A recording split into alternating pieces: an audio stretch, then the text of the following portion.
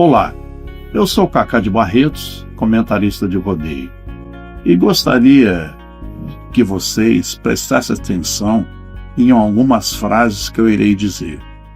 Gostaria que vocês se sensibilizassem pela nossa causa. Você sabia que com uma única doação de sangue você pode salvar até 4 vidas? O sangue doado aqui no Hospital de Amor ajuda pacientes de toda a região, inclusive vítimas de acidentes e pessoas que passam por cirurgias de emergência. É um gesto simples que faz toda a diferença. Eu dou sangue porque sei que em algum momento alguém pode precisar. Doar sangue é um ato de amor, solidariedade e responsabilidade com a vida. Venha até o hemonúcleo do Hospital de Amor Barretos. Doe sangue, salva vidas. Doar sangue é um ato de amor. Faça parte dessa corrente do bem. Então, eu gostaria também de dar um recado todo especial a você que vem à nossa festa, a Festa do Peão em agosto. Coloque no seu radar, na sua agenda. Venha nos ajudar também em agosto, que nós sempre estamos precisando de sangue. É indolor, não te custa nada, basta ter boa vontade. Conto com você.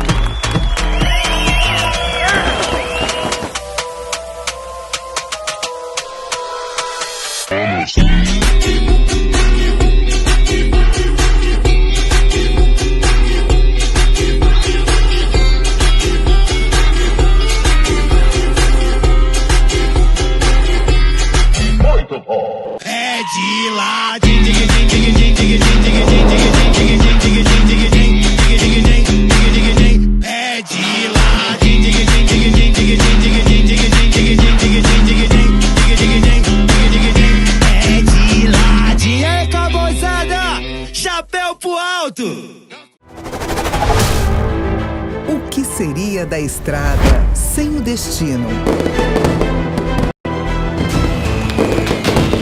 O que seria da emoção sem o encontro? O que seria de nós sem o encantamento?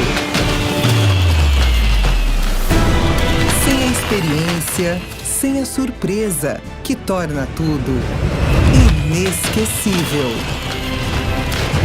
De 20 a 30 de agosto de 2026, eu, você e todos os brasileiros que amam viver o Barretão temos um encontro marcado. Prepare-se!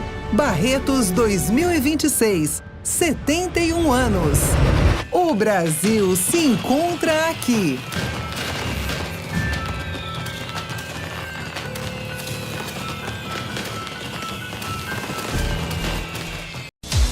Welcome to the Cowboys Online. A plataforma digital do rodeio. Informação, interação, ideias e novos rumos e parcerias para o esporte mais radical do planeta. Cowboys Online. Rodeio pro mundo.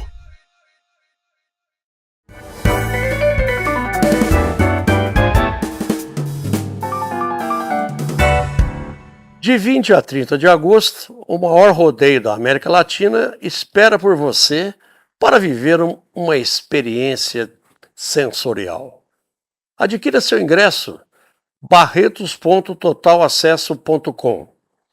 Hoje o Dedo de Prosa tem o privilégio de receber o médico radio-oncologista Daniel Marconi. Prazer imenso em recebê-lo, doutor. Prazer é todo meu. Daniel, eu gostaria que você contasse um pouco da sua história. Como que você veio parar em Barretos, no Hospital de Amor? Aliás, não só Barretos, hoje você viaja em todas as unidades do hospital. Claro, antes de mais nada, um prazer estar aqui. Muito obrigado pelo convite, Cacá. Já fazia um tempo que a gente queria estar nesse dia aqui e acho que as estrelas confluíram para hoje estarmos aqui. Cacá, eu nasci no interior do estado, né, em Jaú, na cidade de Jaú, e fiz medicina na cidade de Marília, na Faculdade Estadual de Marília, na FAMEMA, e a minha ideia era ser ortopedista, né, desde quando me conheço por gente aí. E a cidade de Marília foi uma cidade que me acolheu desde o meu nascimento. Quando eu nasci com uma deficiência física, o meu ortopedista era de Marília. Então, desde a primeira semana de vida, é que eu sou de Jaú e viajo para Marília semanalmente, depois quinzenalmente. Então, eu peguei muita afeição por aquela cidade, por aquela faculdade, por aquela história. E acabou acontecendo essa coincidência de, no vestibular, passar na faculdade lá. E daí para frente foi história. Fiz a faculdade lá. Sou apaixonado por câncer, por ser de Jaú, que tem um ótimo hospital de câncer lá, né? Amaral Carvalho. E acabei me formando em radio-oncologia e vim parar em Barretos pelo coração, né? É uma filosofia, é um hospital que abraça tudo que um médico sonha em fazer e ser um dia. Eu acho que a filosofia do hospital acaba abarcando tudo isso e não tem um médico idealista que não sonha em estar lá no Hospital de Amor de Barretos, né? Porque você tinha a opção de ficar no Amaral Carvalho, como você citou, que é na sua cidade natal, que é um grande hospital. O que fez com que você optasse por Barretos? Em Jaú, né, toda a família dos meus pais, tanto de pai quanto de mãe é de Jaú.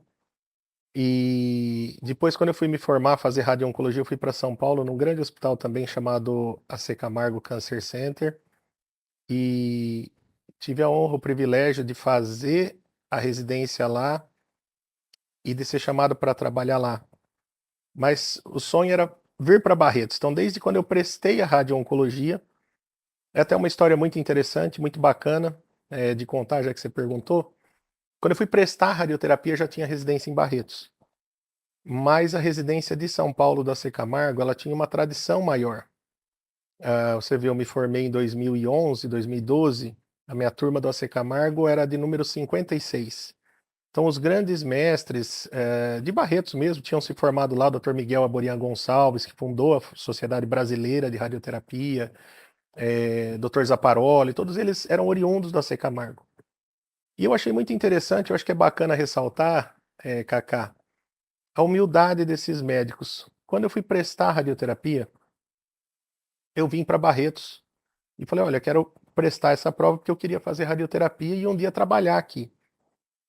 E aí um desses médicos me chamou para o consultório dele, falou, olha, muito bacana você estar fazendo isso, mas se você quer realmente ficar aqui em Barretos, vai para São Paulo.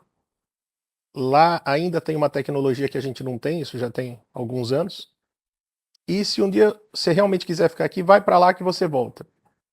E eu achei muito bacana esse conselho dele, porque eu tinha vindo para Barretos para prestar a prova e fazer a residência, né, na cidade de Barretos e já continuar. E eu acatei o conselho desse médico, que foi o Dr. Miguel Aborian Gonçalves, que era o fundador da sociedade. E eu falei, olha, não pode ter uma honestidade maior que a dele, né? Pelo carinho que ele tem por aqui. Se ele está falando isso. E assim aconteceu. Então eu fui para São Paulo, mas com o intuito de voltar para Barretos. E quando terminou a residência, eu tive a felicidade, a honra de Barretos estar precisando de um médico naquele momento e de ter me convidado para trabalhar. O doutor, o câncer, ele deixa muitas sequelas. E isso impacta na reabilitação. Como andas as normativas? O que você teve que fazer? E que estágio que está isso em relação a legislação? Me conta dessa situação. Cacá, eu vou em duas partes então. A primeira, você foi muito feliz na sua pergunta, ao perguntar inicialmente do câncer. O câncer evoluiu muito, o tratamento do câncer evoluiu muito nos últimos anos. A gente sabe que o armamentário e terapêutico, né, quimioterapia, radioterapia e cirurgia, evoluiu muito no mundo inteiro. E as taxas de cura, Cacá, aumentaram bastante em muitos lugares, porque as drogas hoje têm uma atuação muito importante, a radioterapia conseguiu ficar cada vez mais focada, a cirurgia melhorou a sua técnica, surgiu a robótica, surgiu a videolaparoscopia, e as taxas de cura aumentaram bastante. Mas qual foi o preço que a gente pagou e paga nesse momento? Muita gente que antes morria, falecia de câncer, hoje, graças a Deus, não acontece mais isso. Então essas pessoas hoje estão vivas, mas muitas vezes às custas de uma sequela. Então, nos últimos anos, se a gente fizer uma análise, fizer um estudo, a gente vai ver que a evolução da medicina proporcionou, e esse é um lado bom, mas proporcionou a formação de um exército de pessoas com algum tipo de sequela, que são sobreviventes do câncer, mas que ficaram com alguma consequência. Como a medicina ela evolui de modo muito dinâmico, as leis, as regras, elas têm que evoluir nesse sentido, de acompanhar esse desenvolvimento médico. E olha que coisa louca, Cacá. Até 2023, a legislação brasileira não previa que se fizesse a reabilitação de modo tácito na lei, né? Ela não previa isso. E em 2023, a Comissão Nacional de Combate ao Câncer, ela começou um trabalho em Brasília de refazer essa lei, de refazer a jornada do paciente.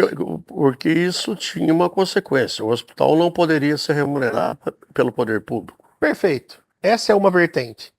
Tudo aquilo que não é remunerado não é desenvolvido. Barretos tem esse desenvolvimento e eu posso dizer isso de modo muito, muito aberto e muito honesto aqui, né? O Henrique Prata, a família Hospital de Amor, enxergou essa necessidade da reabilitação muito antes de outros hospitais de renome, que eu mesmo já citei aqui, e envidou esforços, envidou recursos, né, pessoas, para desenvolver essa área da reabilitação e cuidar dos sobreviventes. Já tinha feito isso com os cuidados paliativos, né, dando qualidade de vida para quem já não tinha mais a possibilidade de cura. Então, o hospital nosso, você conhece muito bem, a unidade 2, lá no centro, dá uma qualidade de vida muito boa. E há cerca de 10, 12 anos, a gente sempre teve uma reabilitação muito pequena, muito como qualquer hospital de câncer, mas o hospital começou a desenvolver muito essa área, entendendo que o sobrevivente de câncer merecia uma atenção especial, mesmo que não houvesse recurso para isso. E aí você conhece a filosofia do hospital, você conhece o nosso presidente, tudo que ele precisa é isso, né? A fome com a vontade de comer. Quando alguém fala, isso aqui faz bem para o paciente, mas não tem recurso. Aí é que ele veste a capa dele, empolga, né? Aí ele veste a capa dele e vai atrás desse recurso. E isso foi muito bacana porque ele nos permitiu fazer alguns projetos, ele permitiu angariar recursos para desenvolver essa área, contratar gente, construir um novo pavilhão, foi atrás de doação, em que pese nosso amigo, enfim, da família Cutrale, né? Eu sei que são pessoas muito humildes, no sentido de não gostar nem de falar muito sobre isso, né? de aparecer, né? De aparecer, mas vou quebrar um pouquinho o protocolo e eu acho que falo de coração aberto aqui, não no sentido de envaidecê-los nem nada disso, mas no sentido de torná-los exemplos para tantos outros que podem fazer e contribuir, essa família faz de coração, né? Enfim, fica aí de modo aberto o tanto que eles ajudam o hospital, sempre ajudaram. Mas, enfim, Cacá, e aí o hospital desenvolveu muito essa área e acabou virando realmente um exemplo para outros hospitais, para outros, de tal modo que quando foram reformular a lei do câncer, em 2023, pela primeira vez no artigo 11, colocou-se de modo aberto, de modo explícito, que o paciente oncológico tinha direito à reabilitação. Isso até então não existia. eu tive a honra, tive o prazer de participar de um grupo de 8 médicos liderado pelo ex-ministro Nelson Teich, que é oncologista clínico de formação. Então tinha oncologista clínico, tinha radioterapeuta, tinha cirurgião, tinha, né, de todas as especialidades, cuidados paliativos. E como o Barreto estava um pouco à frente nessa área da reabilitação, a gente teve essa honra de representar esse pedacinho da jornada do paciente. E em dezembro de 23 veio essa alegria, essa felicidade de pela primeira vez a legislação estar colocando de modo tácito a reabilitação como um direito do paciente. Até aí Isso foi uma vitória, né? perfeito. Até aí a primeira vitória. A primeira vitória, Cacá. Por quê? Só o fato de garantir o direito, né? Quantos direitos que a gente tem escritos lá na legislação, mas que a gente não consegue fazer cumprir, por quê? Ah, você tem direito a isso, aquilo, mas não tem um financiamento, não tem uma regra, não tem. E aí, no outro ano, né, em 2024, em março, se eu não me engano, fevereiro e março, vieram algumas portarias de regulamentação dessa lei. E aí outros hospitais também começaram a desenvolver. Agora a gente está atrás do financiamento para isso, né? Mas enfim, resumindo a história, Cacá, tua pergunta foi muito boa nesse sentido, de que a cura do câncer aumentou, as sequelas também vieram com força, e hoje o que diferencia os bons hospitais dos ótimos hospitais não é nem a taxa de cura, porque a taxa de cura hoje ela já é bastante semelhante. A mesma droga que você dá num lugar, o mesmo quimioterápico, você dá no outro, né? Claro que toda a sistemática de tratamento muda com a qualidade do hospital, mas de uma maneira geral as taxas são muito boas. Mas hoje o que as pessoas têm procurado e tem ficado evidente a diferença de ótimos hospitais é qual é a tua taxa de sequela, qual é a tua taxa de consequência negativa, qual é a qualidade de vida que você proporciona para o seu sobrevivente de câncer. E isso é um diferencial muito grande do Hospital de Amor, Cacá. Imagine que você tem um paciente que tem, vou chutar aqui, um câncer de próstata, e ele tem 2 hospitais onde ele pode tratar. Os 2 dão 95% de chance de cura, vamos colocar assim. Mas um tem uma taxa de impotência sexual que é o dobro do outro. Tem uma taxa de incontinência urinária que é o dobro do outro. Entende o que eu digo? A cura é a mesma e é o objetivo principal do tratamento oncológico. Mas no fundo, hoje, o grande objetivo é não só o quanto você vive, mas o como você vive. E qual é a qualidade de vida que você tem no pós-câncer. Ô, doutor, o câncer, como você mesmo afirmou, por que as pessoas têm medo de fazer o exame preventivo do câncer? O medo é de achar. E é uma pergunta excelente, né? É uma pergunta excelente. A gente, a psique da gente, o psicológico da gente, quando vai lidar com uma notícia potencialmente negativa, como a notícia do câncer, muitas vezes a gente tem alguns mecanismos psicológicos de defesa, e um deles é a negação, né? O primeiro, provavelmente. Depois você vai ver falar em outros aí e tal. Mas quando a gente não vai para fazer a prevenção, é uma espécie de negação. Ah, eu não vou atrás porque quem vai acha. Se eu procurar, eu acho. E esse é o intuito de procurar, né? Quando a gente tem um carro, a gente não leva na revisão para encontrar antes de dar o defeito, é assim? Então eu brinco com alguns pacientes que o câncer ele vai te encontrar. Se você estiver aqui, se você se esconder no meio do mato, se você viajar para o exterior, se ele estiver em você, ele vai te achar. Então é melhor você achar ele primeiro, porque aí você pega ele quando ele é menino tá manso ainda. Quando tá mansinho, quando tá empenado ainda. Só para você ter uma ideia, Cacá, lato sensu, um câncer de mama, ele custa 10, 20 mil dólares para tratar nos estadios iniciais e tem 90% de chance de cura. Se ele passa para os estadios mais avançados, ele custa 10 vezes mais e cura 10 vezes menos. E onde está a diferença disso? O tempo que você diagnosticou. Então, é muito importante fazer o exame que a gente chama de preventivo, mas não é que ele previne, tá? Ele não evita que você tenha o câncer, ele diagnostica inicialmente, e aí ele vai prevenir o evento adverso evento ruim, né? A morte, a falta de cura, é nesse sentido que ele previne, né? Essa é a ideia.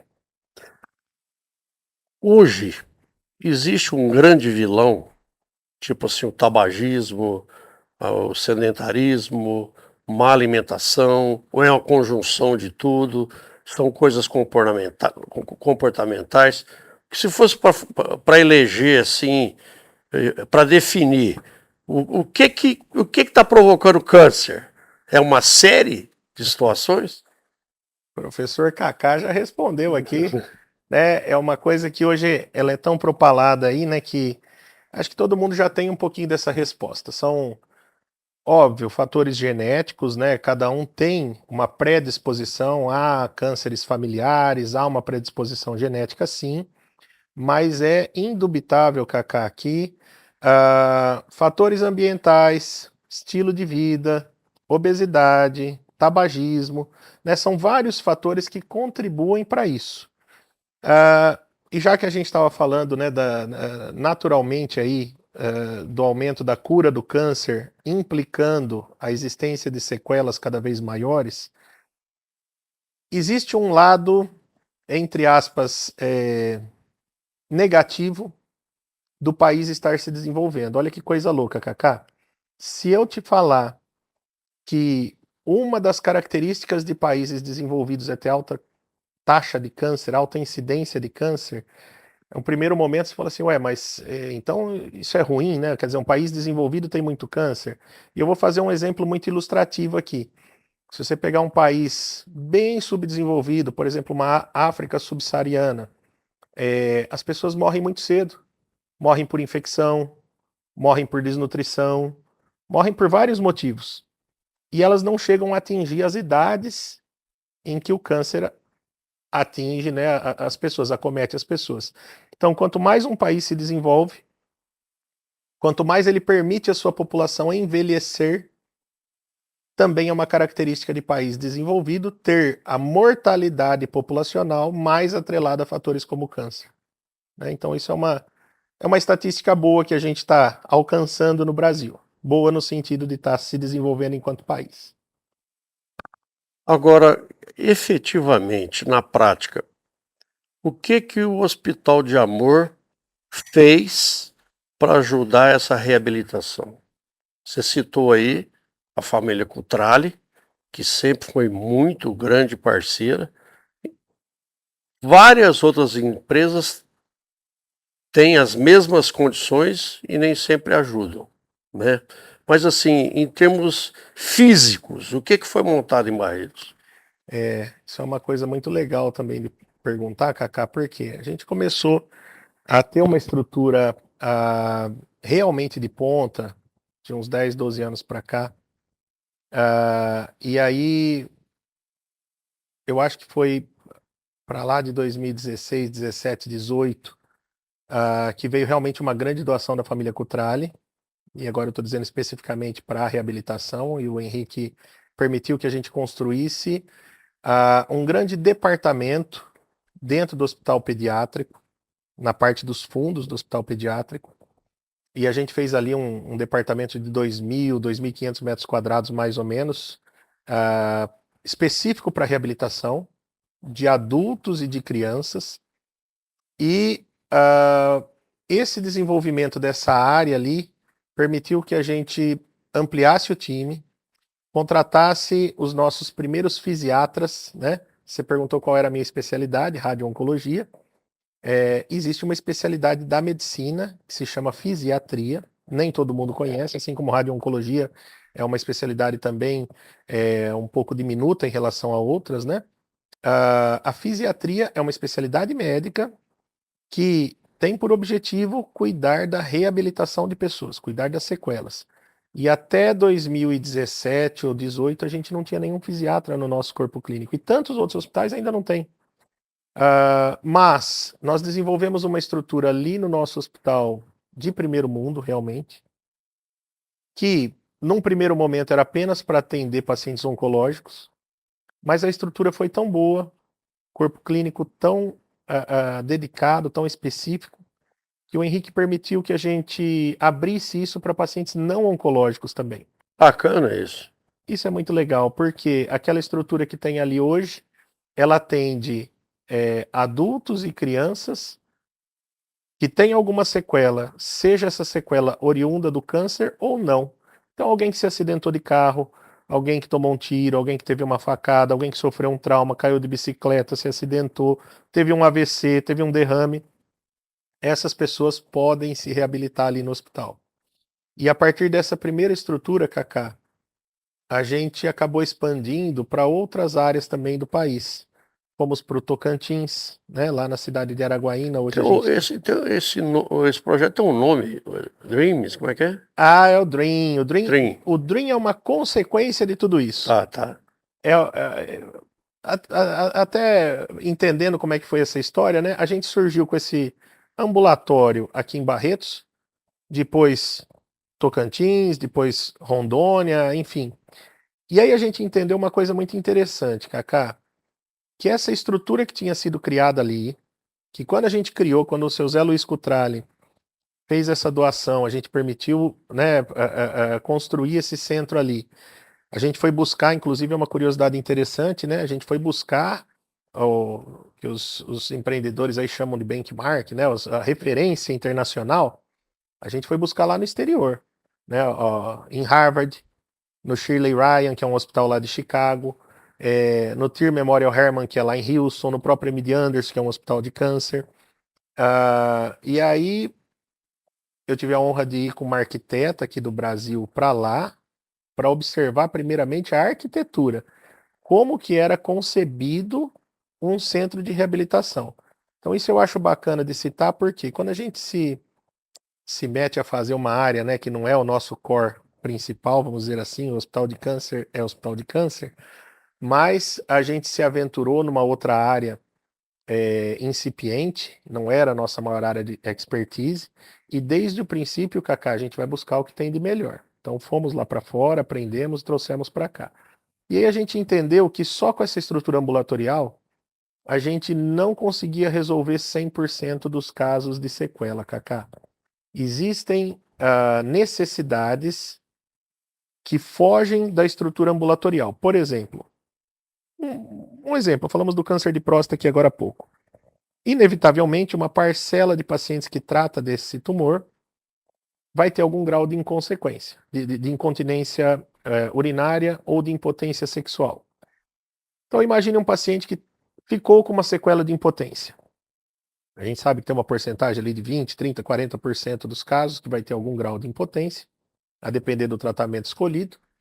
E aí existem tratamentos para isso. Que tratamentos? São vários. Mas vamos colocar aí que tem uma injeção, por exemplo, que você usa, tem remedinho por boca. Opa, legal, deu certo, ótimo. Ah, não deu. Pô, tem uma injeção. Ah, não deu certo.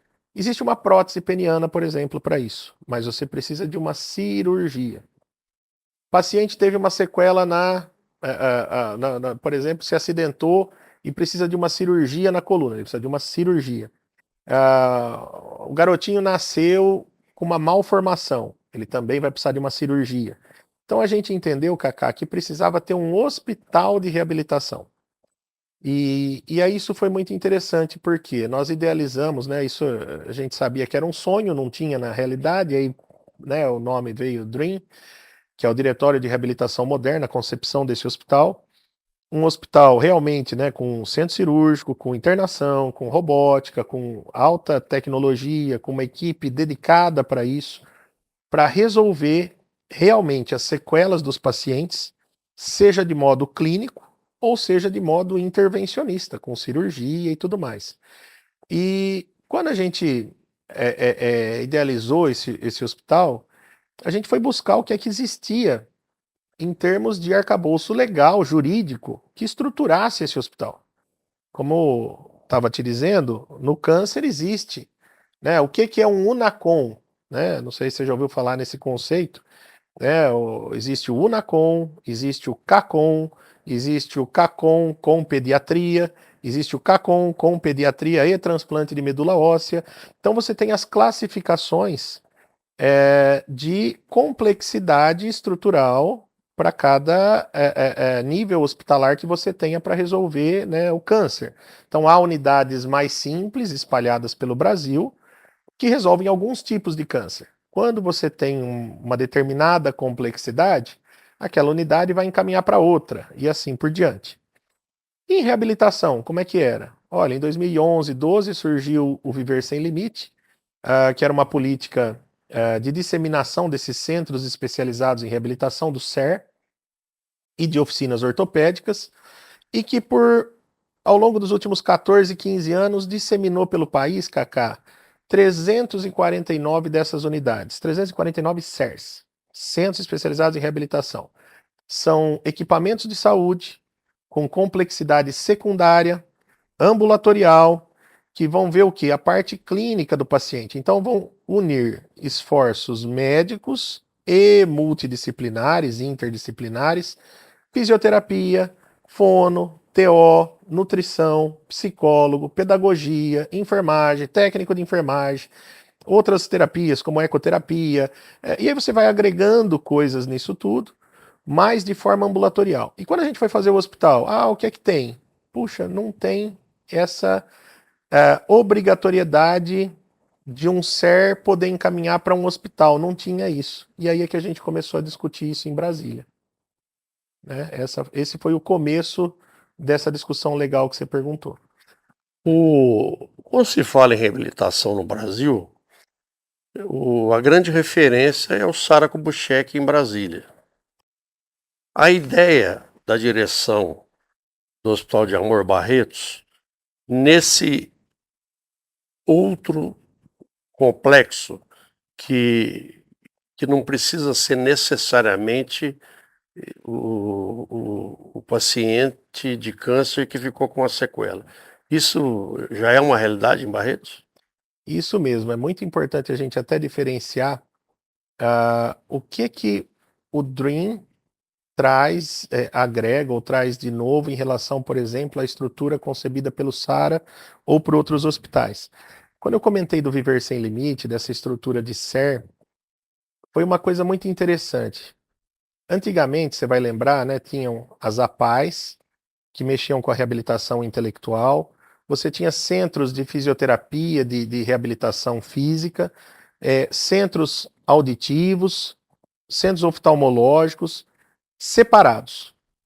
E aí, quando veio essa política, foi uma conclusão, vamos dizer assim, de estudos da OMS, que entendeu que reabilitação ele é um complexo que tem que estar no mesmo local, com a mesma equipe, com o mesmo olhar. E aí, nessa época do Viver Sem Limite, nessa implantação há 13, 14 anos lá atrás, entendeu-se que a reabilitação não deveria mais ser unimodal, mas sim multimodal. Então criou-se o SER 2, 3 ou 4. Se fizer só reab física, ou física e intelectual, por exemplo, ou visual, ou auditiva, quanto mais você tem, mais você aumenta a complexidade. E os nossos SERs são SERs tipo 4, ou seja, eles fazem todas essas reabilitações. O caso do SARA, especificamente, é o caso da reabilitação física, né? Você não tem ali a reabilitação visual, por exemplo, a intelectual, no caso do autismo, por exemplo, auditiva. Então, como essa política criou, no nível ambulatorial, a multimodalidade, a gente desenhou, no nível hospitalar, essa multimodalidade.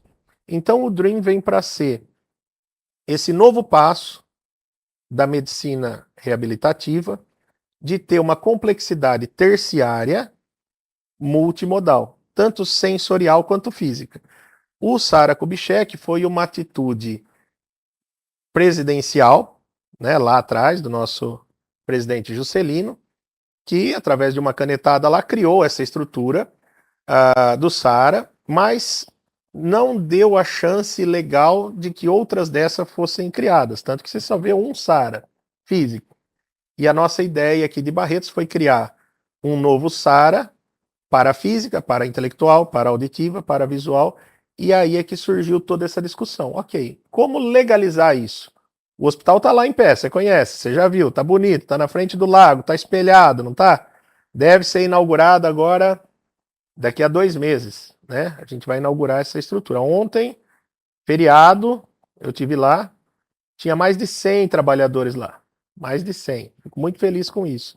Em 2 meses vai inaugurar. Mas aí, novamente, precisou de a gente ir atrás, ir lá em Brasília e começar a discutir sobre isso. Ora, mas quais são os pré-requisitos? Qual que é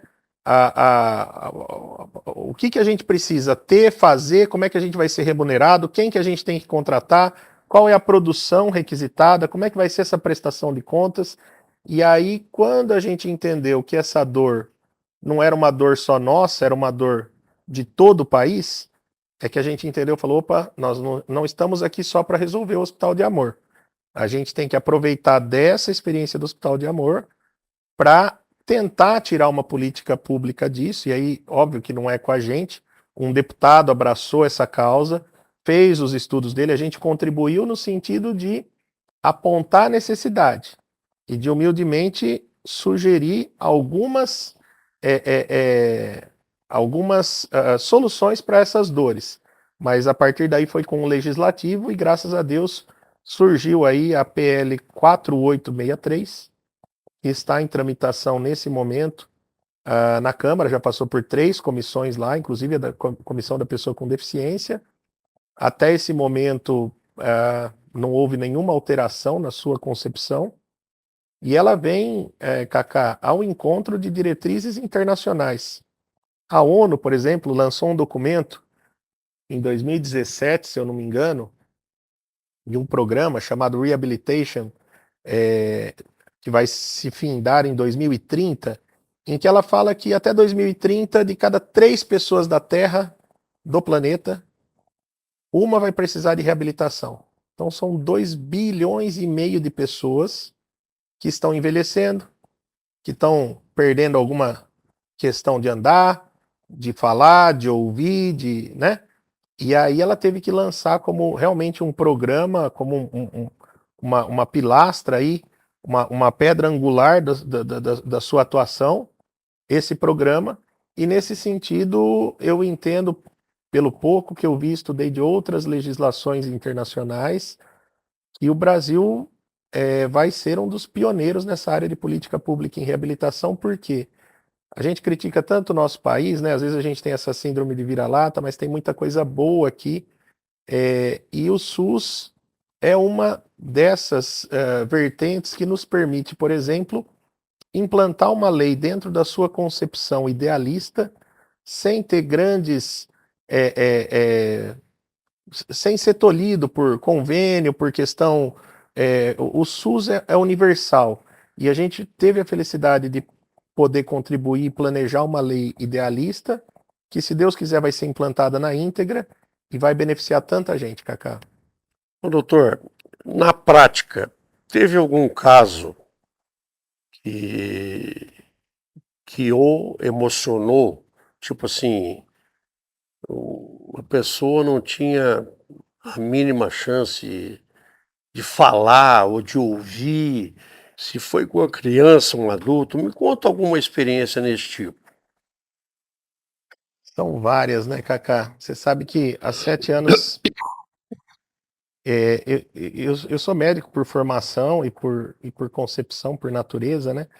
Mas há alguns anos eu estou um pouquinho afastado da prática clínica.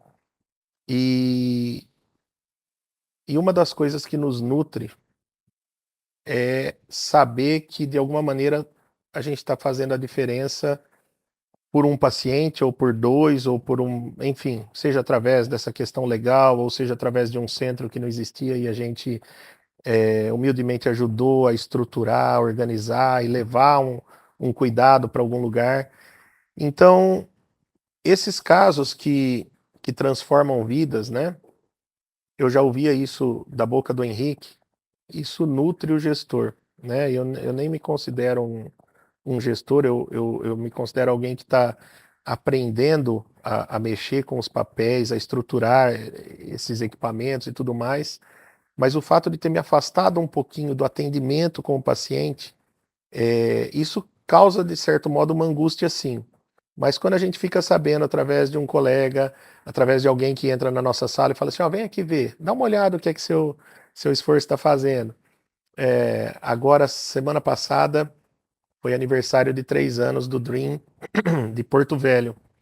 E eu não pude comparecer justamente porque eu estava nesse evento, nesse congresso da Associação Brasileira de Medicina Física e Reabilitação, lá em Santos.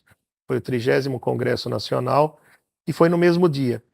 E aí lá na plateia, Cacá, tinha assim algumas centenas de pacientes, de histórias assim. Por exemplo, acompanhando de longe, né? Eu vi ali o caso de trigêmeos, né? Eram bebês que nasceram com uma alteração chamada plagiocefalia, enfim, o crânio é um pouquinho disforme, vamos dizer assim, e precisa de um capacetinho, de uma órtese. E são raros os centros no país que fazem, normalmente são particulares e cobram caro por isso. Um capacetinho desse chega a custar 15 mil, 18 mil, 20 mil reais. Ali eram trigêmeos, né? E a gente tem um robô no nosso hospital, graças a esses investimentos que eu comentei contigo, que a gente consegue, né, escanear o crânio do bebezinho, mesmo à distância. Essas imagens vêm, né, hoje como é que fala? O desenvolvimento tecnológico ele é tão grande que você não precisa estar no mesmo local, você consegue prezar aqui um dispositivo para lá e a gente faz a diferença.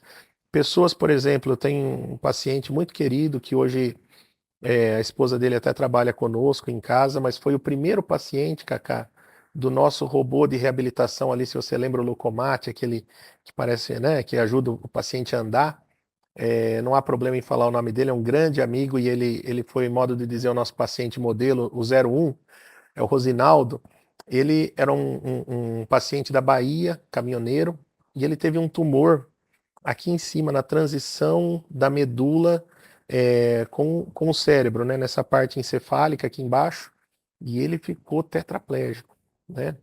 Inicialmente, não mexia nada daqui para baixo, fez a cirurgia, conseguiu tirar, conseguiu se curar, e hoje, aí ele começou a fazer essas terapias, fez no robô, pegou toda essa equipe multidisciplinar, os médicos, e alguns anos se passaram e hoje ele leva uma vida praticamente normal.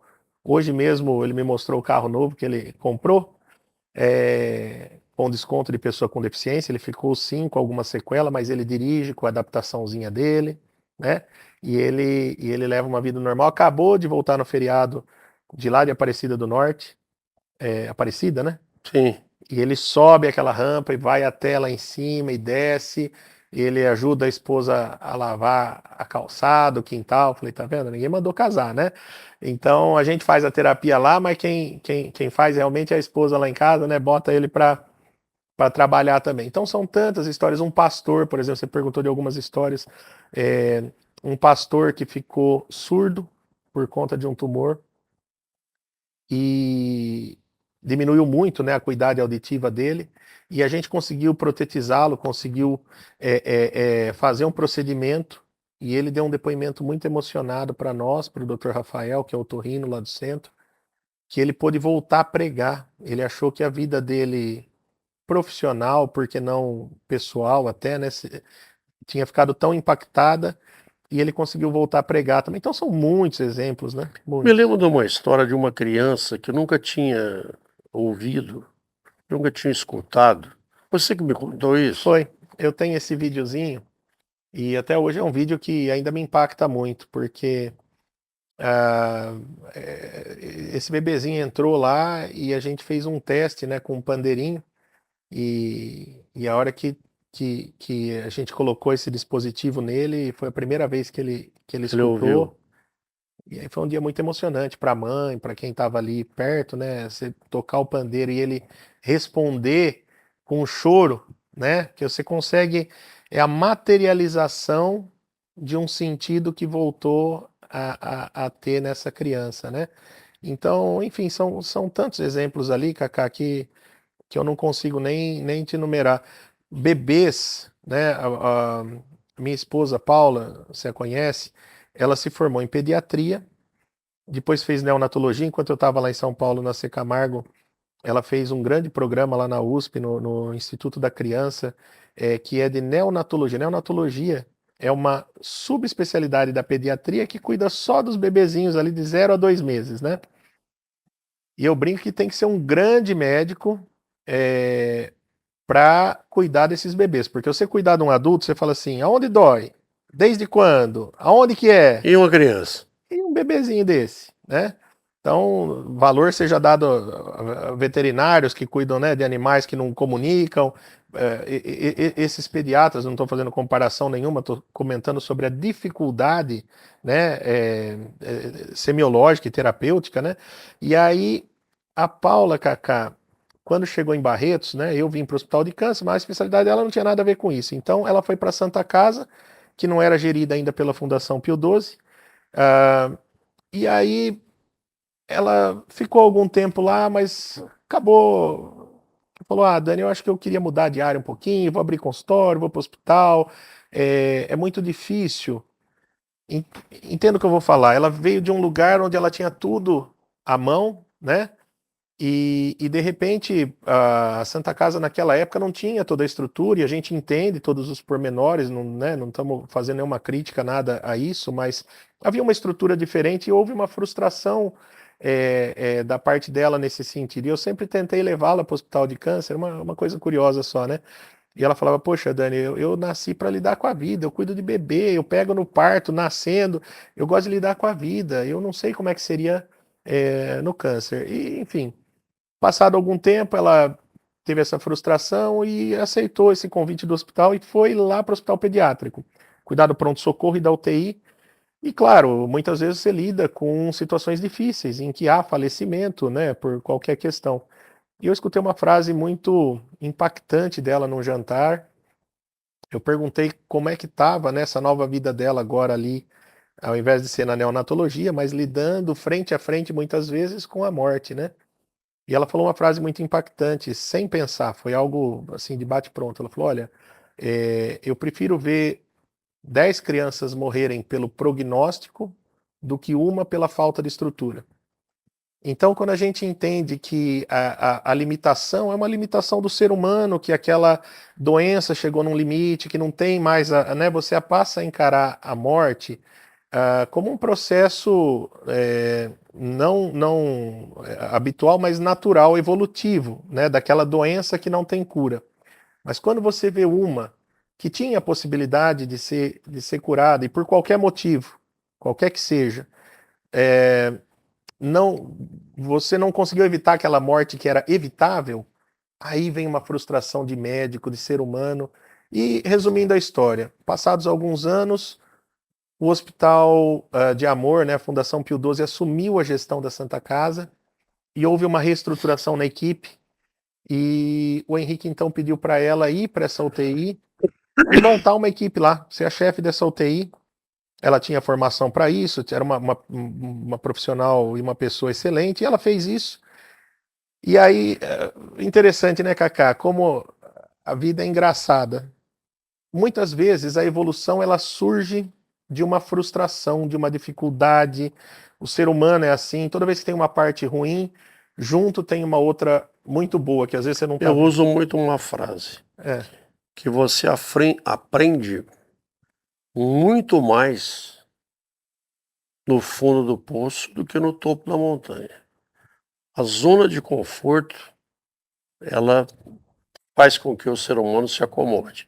O obstáculo, a dificuldade, logicamente que tem que ter resiliência, tem que ter fé, boa vontade, garra, determinação. Mas é onde as coisas acontecem. Isso aí é uma... Ou como o caipira fala, né? A necessidade faz o sapo pular. Muito bom, muito boa frase, acho que ela resume bem. A parábola da missa aí no domingo, a gente que é católico, falava alguma coisa nesse sentido, de que Deus não permite que um mal aconteça se não tiver por trás uma possibilidade de um bem tão grande quanto ou maior. E aí, essa frustração que modificou um pouquinho da nossa história na reabilitação veio da Paula. Ela, um dia jantando em casa, me falou: Poxa, Dani, A gente está fazendo um programa tão legal de reabilitação com os pacientes com câncer, tão legal com os pacientes sem câncer, adultos, crianças, mas eu estou frustrada com os meus bebês da Santa Casa. Eu falei, por quê, Paula? Porque a gente aumentou a cura, aquela história que eu comentei aqui do câncer, a mesma coisa aconteceu na neonatologia. Bebês que antes morriam, que nasciam muito pequenos, muito prematuros, sem estrutura, passaram a viver pela evolução da medicina, mas muitas vezes às custas de uma sequela. E aí ela via esses bebês ficarem na UTI por algum tempo e não tinha para onde encaminhar quando dava alta. Falava, não, volta lá no postinho de saúde, não sei da onde, que às vezes não tinha nem pediatra, ou no outro, né, tinha o pediatra, mas não especialista, e aí não tinha aquele acompanhamento adequado.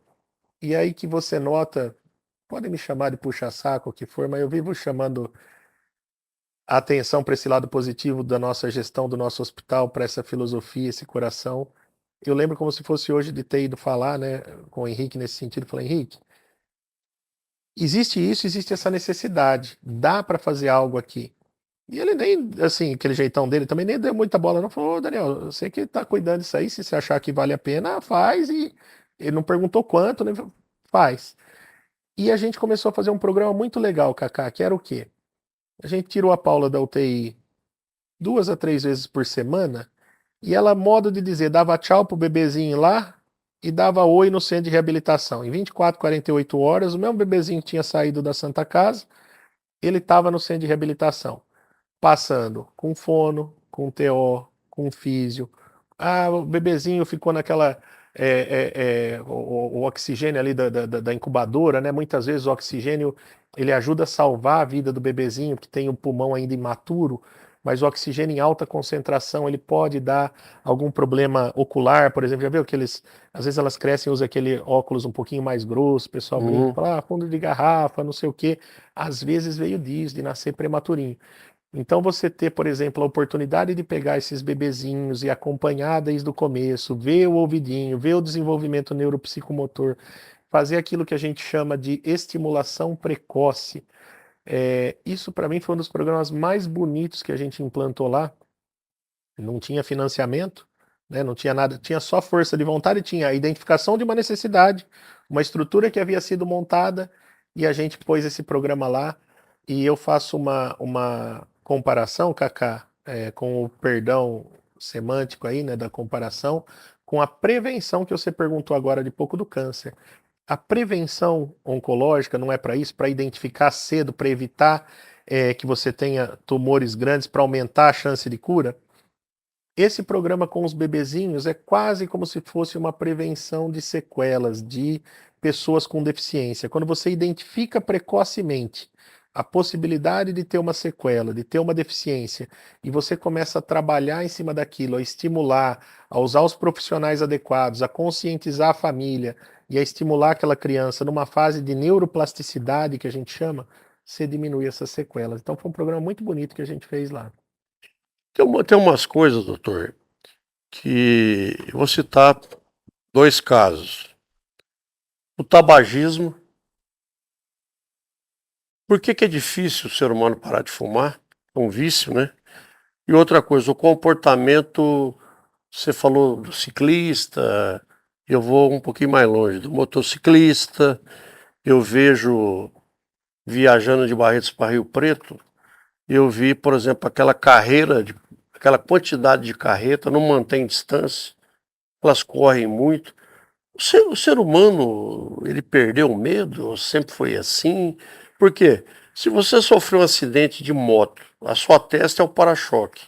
Você vai ter muito, vai sentir dor, você vai ter fratura, você vai ter dificuldade de ser atendido. E por que que tem esse comportamento? Como que se explica o ser humano? Olha, eu acho que há muitas explicações aí, mas uma delas que me chama a atenção é o cigarro. Muita gente fala que é uma bengala psicológica, né? Essas saídas que a gente faz sem mensurar, né, os riscos que está correndo, talvez sejam inclusive consequência de uma vida que a gente tem levado cada vez mais de estresse, de muita pressão, no trabalho, em casa, em tantos outros lugares, de violência, e muitas vezes o ser humano ele não mede as consequências, ele busca essa fuga, vamos dizer assim, às vezes não tanto como fuga, mas até como mudança de estilo de vida. Você falou do ciclista, né? De bicicleta, Por talvez. exemplo, só fazendo um parênteses que eu presto atenção nisso. Como que uma pessoa sai de bike ou mesmo de bicicleta à noite, sem nenhuma iluminação, com a camiseta preta? Não é pedir para morrer? Outro dia, eu fui na gravação do DVD do Chitãozinho Chororó, Meninos de Roça. Uma música inédita, que leva o nome do projeto. As outras músicas foram sertanejas já raiz, com a participação de vários importantes cantores do país. Voltando à noite, entre Altinópolis e Batatais, eram umas 11 horas da noite, de vez que surge um homem em pé, no meio da pista. O povo tá muito louco, pô. Que, sei lá, o cara quer suicidar, mas ele poderia prejudicar, né? Alguém que o atropelasse. É a mente que está doente? O que está acontecendo? Olha, eu também não sei identificar o fator não, mas que realmente às vezes acontece. A gente ainda vê, né, Cacá, aí nas rodovias. Eu viajo bastante, como você disse, você também está sempre na estrada. É motociclista de farol apagado. Lanterna traseira, não usa seta, excesso de velocidade. A coragem que o cara tem de ultrapassar num momento perigosíssimo, proibido. Agora, essas carretas hoje, eu não quero generalizar, condenar os nossos amigos carreteiros, que para mim são os heróis. Agora, a velocidade que eles andam, e um não mantém a distância um do outro. É impressionante. Antigamente, eu não sei se ainda tem, mas a polícia rodoviária fazia um programa de conscientização em algumas datas específicas e tal, e com alguns motoristas pegos no ato da infração, que ela passava um vídeo, não sei se você já viu isso, né, de acidentes. E eu viajo muito ainda para o Tocantins por conta desse nosso centro lá, e alguns locais lá de barreira aduaneira, um pouquinho mais para frente, na polícia rodoviária mesmo, eles deixam no meio da pista e numa parte bem visível alguns carros acidentados, né, que chegam a chocar a gente. Santa Catarina eu vi várias vezes ali na BR-116. Mas eu acho que é importante isso. Eu acho que é natural do ser humano a gente ver essa possibilidade como muito distante, a possibilidade da gente sofrer um acidente, da gente ter um diagnóstico de câncer, da gente. Hoje a gente está bem, está andando, está saudável, e muitas vezes a gente não encara como próximo, né, essa possibilidade de perder um sentido, de perder uma movimentação. Quem dera todos tivéssemos nessa consciência e fizéssemos o máximo para evitar isso, né, Cacá? Agora, eu gostaria de fazer uma crítica às nossas autoridades aí de trânsito. A impressão que eu tenho, pode ser que eu esteja enganado, salvo o melhor juízo, a fiscalização praticamente não existe mais. Tudo hoje é radar. É radar aqui, radar a 200 metros, enfim, não sei. Vejo muitos radares mal localizados. De uma maneira geral, a sinalização das nossas rodovias, mesmo as concessionadas, deixa muito a desejar. Você vem de Barretos para o Rio Preto, logo no começo ali, uns 10 quilômetros, tem placas em obras, e em cima dessa placa de obras, que já terminou faz muito tempo, tem mais umas 10 te comunicando que o trecho está em obra. Você está entendendo? Isso o que é? Descaso das nossas autoridades, não sei, nesse caso aqui eu acho que o responsável é o DR. Mas mesmo nas concessionadas aí, com muitos lugares aí eu reputo como o preço do pedágio exorbitante, né? Sei lá, né? Você pagar IPVA, é uma equação que eu não engulo muito, né? Mas o ser humano, doutor, não sei se você concorda, ele está muito estranho. São as consequências aí, né, até mesmo da evolução. Você sabe que indo nessa conversa, mas mudando um pouquinho a rota, né? Você vê como a conscientização do povo muda um pouquinho. Eu tô acabando de voltar de uma viagem lá da China, né? Até a semana passada estava lá. E eu nunca tinha ido para lá, tinha uma ideia errônea do país, não sei se era acertado alguns anos atrás ou não, mas eu fiquei positivamente impressionado com a cultura e a conscientização de algumas coisas de lá. Por exemplo, eu fiquei 10, 12, 14 dias lá, 13 dias, eu não vi um papel de bala no chão, não vi, assim, e uma coisa que me chamou muita atenção, já que a gente está falando nisso, né, de reparar nas sinalizações e tudo mais, mas que algo que me foi contraintuitivo foi o seguinte, Kaká, eu peguei um papel de bala, eu acho que foi alguma coisa e eu precisava jogar numa lixeira. Quem falou que eu achei uma Você não lixeira? achou a lixeira? E eu tinha uma ideia, né, contraintuitiva, eu falava assim, nossa, o Brasil às vezes você olha alguns lugares está tão sujo, a gente precisa pôr mais lixeira nos lugares, né? É um primeiro pensamento. E aí me chocou quando eu fui lá e eu não vi um papel de bala e não vi uma lixeira. E eu tive que entrar nas lojas e perguntar onde que tem, e às vezes mesmo dentro da loja, é lá. Mas quer dizer, não é a lixeira, é a conscientização do povo. Essa é seja para usar uma camisa refletiva quando vai, né, passear de bicicleta ou ser motociclista, seja para consertar o farol do caminhão que está lá atrás. Ah, já está com um quebrado, mas dá para eu chegar. Não, um quebrado já é o suficiente para causar um acidente. Quantos que você não escutou por aí, né? À noite você vem ali na velocidade normal da pista, mas você está a 100 por hora e de repente você pega um caminhão a 20, que você avistou em cima da hora, porque estava sem iluminação. Graças a Deus essas coisas estão melhorando aparentemente, mas realmente eu acho que a conscientização do povo, Kaká, é o principal fator. Não, mas é que eu volto nesse assunto, né? O comportamento das pessoas, o ecossistema que as pessoas vivem, o cara não gosta de si, né? Isso que me perturba um pouco. Doutor, faltou alguma, alguma coisinha para nós prosear dentro do nosso assunto? Ah, eu acho que faltam uns 3 programas aí para você me convidar mais para vir, que foi um prazer enorme estar aqui, Kaká.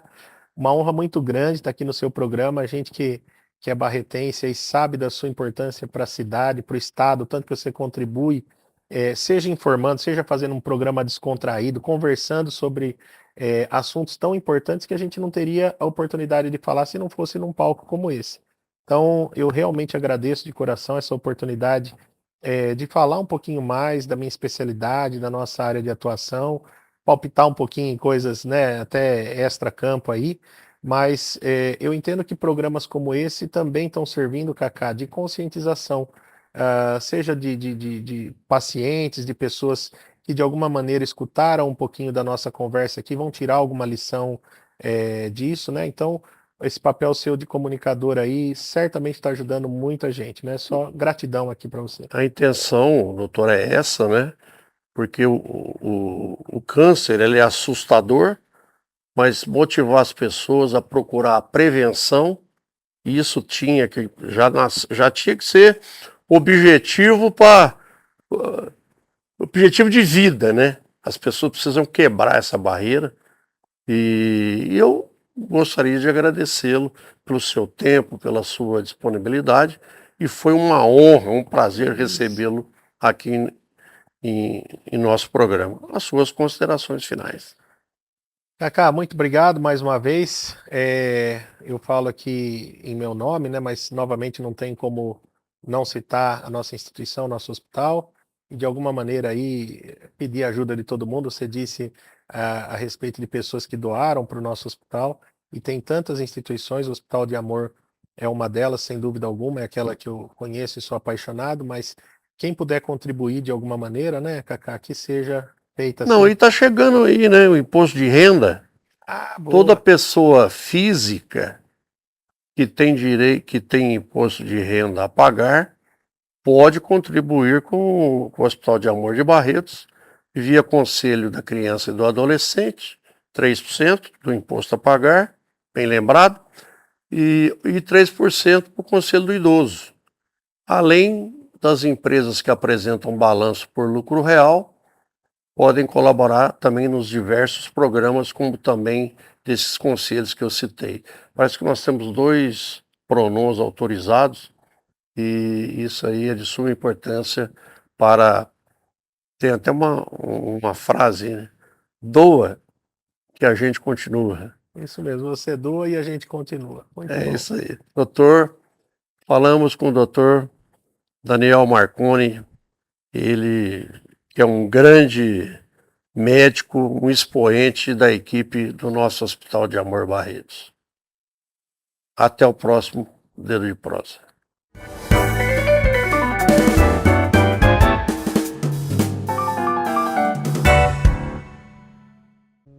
Olá, eu sou Cacá de Barretos, comentarista de rodeio, e gostaria que vocês prestassem atenção em algumas frases que eu irei dizer. Gostaria que vocês se sensibilizassem pela nossa causa. Você sabia que com uma única doação de sangue você pode salvar até 4 vidas? O sangue doado aqui no Hospital de Amor ajuda pacientes de toda a região, inclusive vítimas de acidentes e pessoas que passam por cirurgias de emergência. É um gesto simples que faz toda a diferença. Eu dou sangue porque sei que em algum momento alguém pode precisar. Doar sangue é um ato de amor, solidariedade e responsabilidade com a vida. Venha até o hemonúcleo do Hospital de Amor Barretos. Doe sangue, salva vidas. Doar sangue é um ato de amor. Faça parte dessa corrente do bem. Então, eu gostaria também de dar um recado todo especial a você que vem à nossa festa, a Festa do Peão em agosto. Coloque no seu radar, na sua agenda. Venha nos ajudar também em agosto, que nós sempre estamos precisando de sangue. É indolor, não te custa nada, basta ter boa vontade. Conto com você. O que seria da estrada sem o destino? O que seria da emoção sem o encontro? O que seria de nós sem o encantamento? Sem a experiência, sem a surpresa, que torna tudo inesquecível. De 20 a 30 de agosto de 2026, eu, você e todos os brasileiros que amam viver o Barretão temos um encontro marcado. Prepare-se! Barretos 2026, 71 anos. O Brasil se encontra aqui.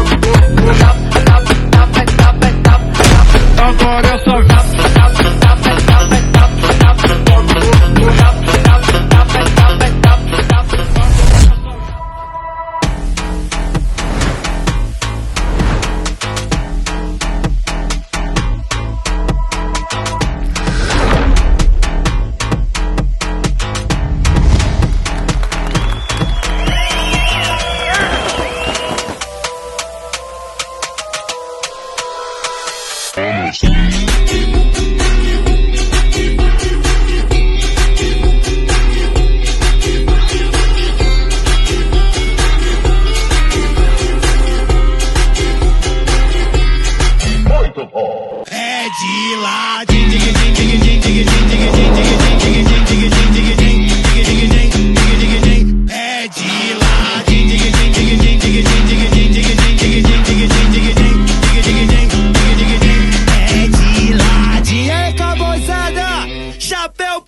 Welcome